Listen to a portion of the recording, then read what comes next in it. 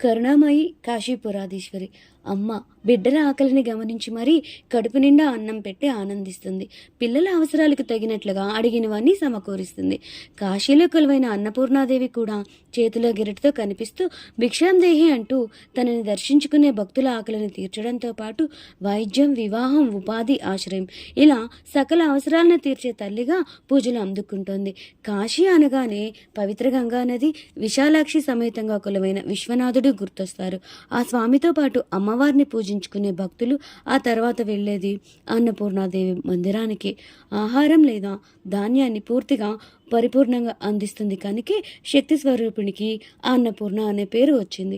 ఈ ఆలయంలో జగన్మాత ఒక చేతిలో పాత్రను, మరో చేతిలో గెరటిని పట్టుకుని కూర్చొని తనని దర్శించుకునేవారు ఆకలిని తీర్చేందుకు సిద్ధంగా ఉన్నట్లుగా ప్రసన్న వదనంతో కనిపిస్తుంది. స్థల పురాణం.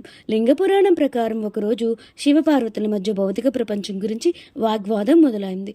మానవులు తినే ఆహారంతో సహా భౌతికమైనదంతా కేవలం మాయనని శివుడు పేర్కొనడంతో పార్వతీదేవి ఆగ్రహించి ప్రపంచానికి తన ప్రాముఖ్యతను చూపించేందుకు అదృశ్యమైపోయిందట.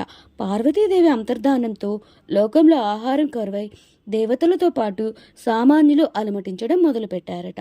దాన్ని చూసి కరిగిపోయిన జగన్మాత కాశీకి చేరుకొని అన్నపూర్ణగా అవతరించి అందరి ఆకలిని తీర్చిందట.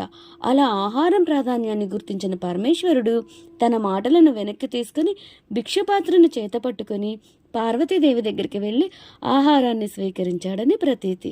అప్పటి నుంచి పార్వతీదేవి కాశీలో అన్నపూర్ణగా కొలువు తీరిందని కథ. ఆ వేడుక చూడాల్సిందే. వారణాసికి దేవతగా, వారణాసి రాణిగా పిలిచే అన్నపూర్ణాదేవి ఆలయాన్ని 18వ శతాబ్దంలో మరాఠా మొదటి పేష్వా బాజీరావు నిర్మించాడు. కాశీ విశ్వనాథుడి ఆలయానికి దగ్గరగా ఉండే అన్నపూర్ణ మందిరంలో అమ్మవారి విగ్రహాలు 2 ఉంటాయి. అమ్మవారి ముందు భిక్షపాత్రను పట్టుకున్న పరమేశ్వరుడిని చూడొచ్చు. ఇత్తడి విగ్రహాన్ని రోజువారీ దర్శనార్థం అందుబాటులో ఉంచే ఆలయ పూజారులు బంగారు రూపాన్ని ఏడాదికోసారి దీపావళి మరుసటి రోజున నిర్వహించే అన్నకూట్ ఉత్సవం నాడు బయటకు తీస్తారు. ఆ రోజున రకరకాల పదార్థాలను అమ్మవారికి నివేదిస్తారు. ఈ వేడుకను చూసేందుకు ఎక్కడెక్కడి నుండో కాశీకి తరలి వచ్చే భక్తులకు ఆ ప్రసాదాలన్నింటినీ పంచుతారు ఆలయ నిర్వాహకులు.